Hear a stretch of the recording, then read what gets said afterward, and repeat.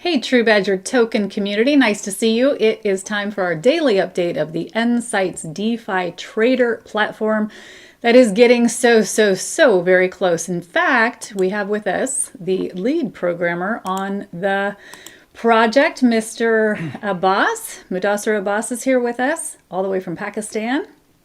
So I'm excited to see you. And of course, we've got Doug Kyle on as well. We've got an update today, huh? Yeah, we do. We got a good update today. And so, guys, Mr. Boss and I were just on going through a bunch of contract stuff, which is kind of intense and hairy and scary and stuff, but all is good. But my point today to bring him on was to really introduce you guys, the world that may not know Mr. Abbas, because some of you aren't involved in Digibot. He is the lead in Digibot. He's done everything that is Digibot is pretty much we owe to Mr. Abbas, because he's taken everything that we thought and added to what we thought and created so much more. And he's doing the exact same thing in nSights. He's taken our ideas and he's enhancing them and he's improving them. And so I just needed everybody to meet him today, so that you guys know who he is and know that he's just a key to everything we are. So, Mr. Boss, let's just say hi to everybody, buddy. Hi, everybody. Hi. Hope you guys are doing well. And maybe most of you don't know about me, but as Doug already introduced, so nice to meet you. Nice to meet you, everybody. And thanks for your support, what you are doing. And thanks for everything. Yeah. Well, buddy, we're getting close, right? We're NSI.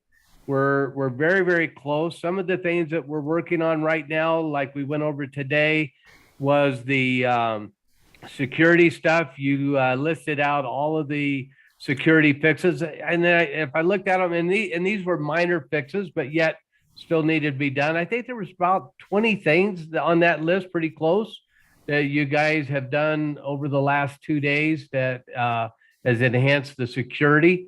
The other thing that you guys have done is we're working on the fees, still pretty hard on the fees to get those things right. The trading on the charts has made some enhancements today. That we're getting very close to actually being able to trade from the charts. So I think in terms of, the other thing that you guys did over the night was we're able to, and Deb has tested this, do Trust Wallet and Binance Wallet. No, Trust Wallet and Web Connect. And then the team in Pakistan is going to test Binance, because we can't do that here in the US.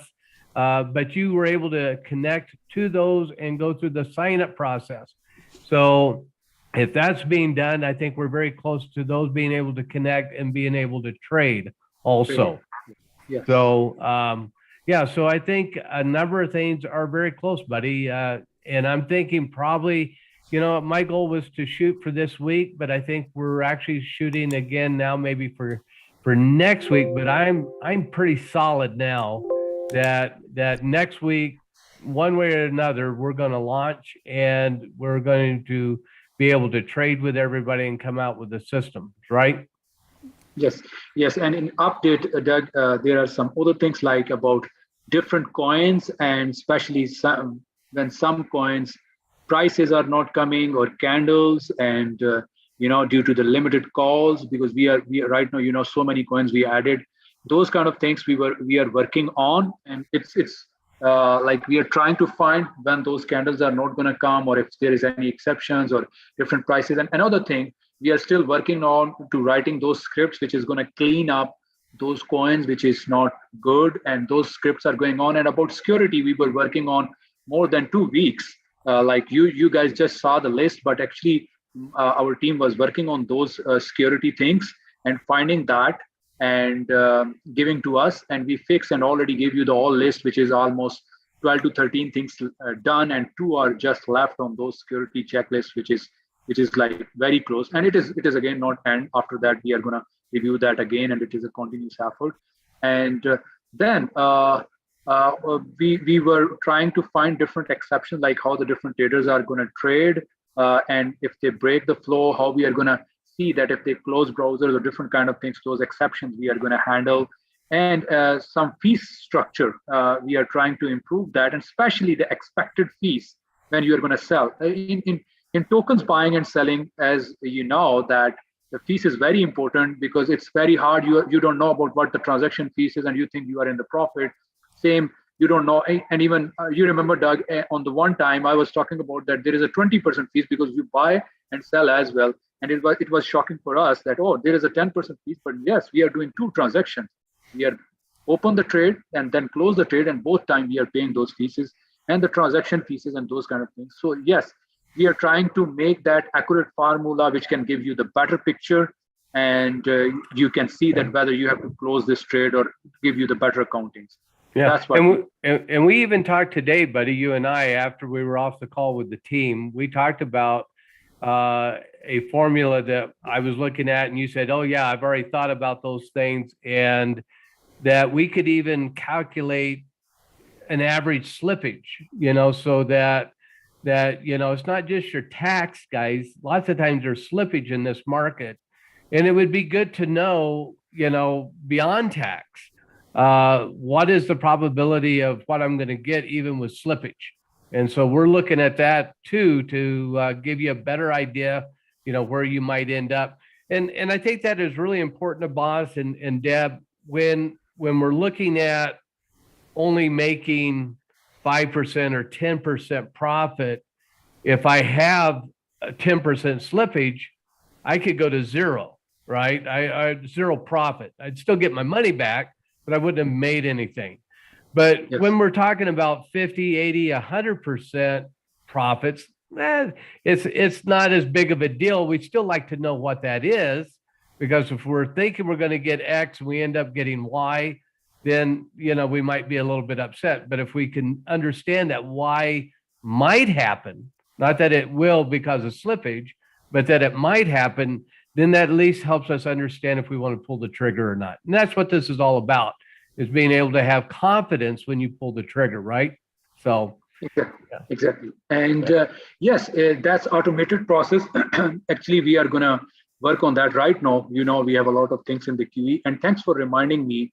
One of the things you remember that we were trying to do, and we are very close on that, which is completely different. You set your dream target, but according to your dream target, you are going to pay the transaction fees. And when you are going to reach on that dream target, maybe that time your fees is different. And those all kind of things we are applying in the formulas and making sure that when you reach to this dream target, you have some additional cost which is going to add up, so you can set your dream target better way. This is the one of the things we worked on the last couple of days. Even we were working today.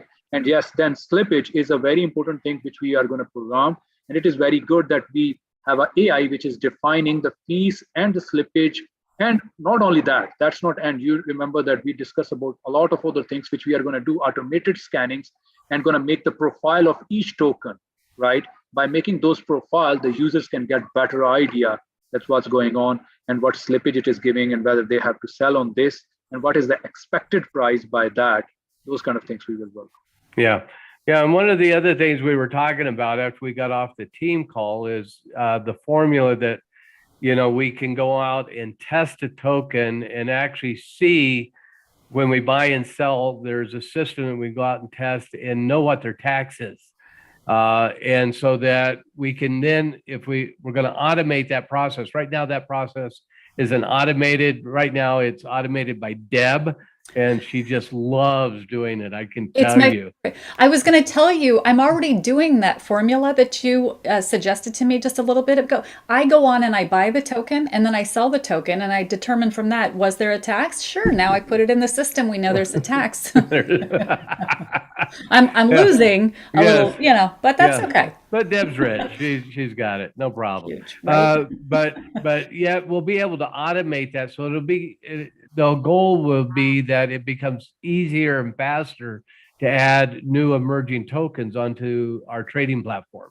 And that's really important because some of the new emerging tokens, provide a tremendous opportunity, right? So we really want to be able to do that quickly. The other thing I showed the team today, and I talked about watching a documentary on the Wolf from Wall Street, a great documentary on him. He would go in and he would find companies that had tremendous value, but were undervalued at a stock level. And we can look at tokens, and I showed him a token today. I won't go into which token it was, that I believe had tremendous value still and had huge $300 million a day in volume, $1.4 billion in market cap, but yet the token was very, very low. And yet the utility and the project is still very viable. Those are the kind of tokens that we're going to want to add, and those are kind of tokens we're going to want to help support, become involved in, help buy at those low levels. And then when those markets go up, then those are tokens that we can cash out and make really, really good profits on. So very, very exciting times. I think we're very close, Mr. Boss. You agree? Yes, we are very, very close. Yes. And the important thing is, Doug, daily we have also on the run times coming a lot of small ideas, and we are implementing it. It is not like only we're doing routine things, but daily we are implementing new ideas, which is collectively working. And you update about that we are very close, that we trading view customization with showing the trades and clicking on, we can close that. That was also the update. We are very close on that. Yeah, and I've shown this before. Oh, I can't share my screen. Oh, I got you. The gatekeeper has me. Don't make me mute you. Yeah. Boy, guys, I walk a fine line every day. Trust me. Right. So, and I haven't reset mine. We looked at this yesterday, where you can click on this and it'll pop up the trade platform. If I were to reset my system now, Boss and them have this so that we can't click on the cells and things. And we talked also about potentially different colors of the dots, Boss, for different things.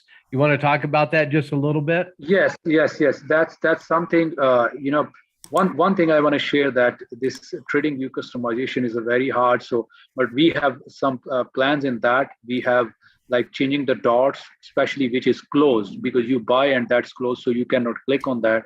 If there is a trade which is transfer trade and the price not exists, you can identify that.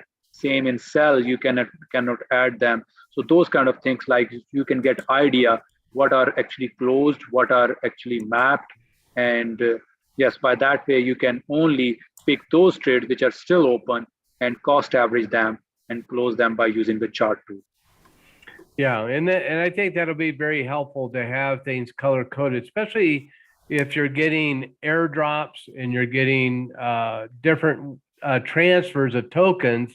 It's important that if an airdrop shows up on your chart, that that's an airdrop, and that airdrop doesn't. Maybe you got that for free. Maybe it doesn't have a cost basis, and you need to go add a cost basis to it, so that if you selected to close that airdrop with an existing other trade, you need to know what that profitability really is between those two. So I think Abbas and the team coming up with the idea to color code the dots so that we understand what they are will really be helpful. At least really know that it's different than just a normal buy and a normal close. So do you see this? That'll be very helpful. This is a claim here. Oh, look at you. See, you updated your system between. Yeah. Oh, aren't you the fancy one? Okay. So the yellow is a claim, a transfer in. Mm-hmm. Yeah. Isn't that's awesome. And what happens when you click on that? I haven't had one of those to click on. Be a button pusher. Push on that thing. I pressed on it. Hold on. Let me. It may be a little slow, and it may not come in yet. So we may wait until tomorrow or the next day. So anyways, but it's showing up as a transfer in. That's the key, right? And so the ability for us then to deal with that transfer in is different than a normal trade. And we have to understand that transfer in, and we got to really understand how to assign a cost basis to that transfer in, or how we're going to, if we're selling something that we have no cost basis in, basically we're sitting with a billion tokens that are 100% profit, right? Then we got to say that's 100% profit. And if we're going to combine that with an existing trade that may be only 10% in profit, then we got to combine the total number of tokens and figure out that math so that you come up with the correct profitability between those two trades closing. So yeah, very, very exciting that we're tracking that. Just really getting there, guys. So that's it for today. I just wanted to really bring Mr. Abbas on, introduce him to the world, at least the NSI world. He's a legend already in Digibot. So anyways, wanted to bring him out to NSI and get you guys to know him. And guys, tomorrow we'll update again. We'll see how much they get done tonight, but it really is looking extremely solid for a launch next week. I do not see us going past next week in terms of launching. So I'm looking very, very forward to that. Mr. Boss, thank you, sir. Deb, thank you. So much, everyone. Yep, thank and you. everybody, appreciate you being on our call. We will see you tomorrow. Take care, buddy. Thank you.